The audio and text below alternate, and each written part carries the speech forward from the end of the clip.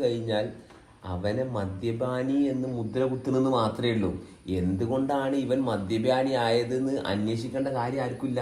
കാരണം അതിന്റെ റൂട്ട് അന്വേഷിച്ചാല് എന്തിനാണ് ഒരാളെ മദ്യപാനിയായിട്ട് മാറ്റി നിർത്തുന്നത്? എന്തിനാണ് അവനെ നമ്മൾ ചേർത്ത് നിർത്തുക? അവനെ മദ്യത്തിൽ നിന്ന് മാറ്റി നിർത്തുകയല്ലേ വേണ്ടത്? നമ്മുടെ അടുത്ത് ക്വാളിറ്റി ഉണ്ടെങ്കിൽ മദ്യപാനിയെ മാറ്റി നിർത്തുകയല്ലേ വേണ്ടത്? അവനെ മദ്യത്തിൽ നിന്നും മയക്കുമരുന്നിൽ നിന്നും അവനെ മാറ്റുകയാണെന്നുണ്ടെങ്കിൽ നമ്മുടെ ഹൃദയത്തിലോട്ട് ചേർക്കുമ്പോൾ മദ്യവും മയക്കുമരുന്നും അവനിലുണ്ടാക്കുന്ന ദോഷത്തെ അവൻ മനസ്സിലാക്കും. സ്നേഹമുള്ള ഒരു മനുഷ്യൻ അവന്റെ കൂട്ടത്തിൽ വന്നപ്പോൾ അവൻ മയക്കുമരുന്നും മദ്യവും മാറ്റി നിർത്തി.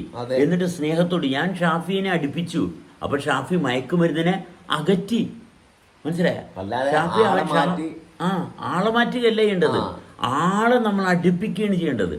ആളെ അടുപ്പിക്കുമ്പോൾ മാതാപിതാക്കൾ കുഞ്ഞുങ്ങളെ ചേർത്ത് നിർത്തുമ്പോൾ കുട്ടിക്കുണ്ടാകുന്ന എല്ലാ അസ്വാഭാഗ്യതയും അകന്നുപോവുകയാണ് ചെയ്യുന്നത്. ആ സ്നേഹത്തിൻ്റെയും ആ നിർമ്മലമായ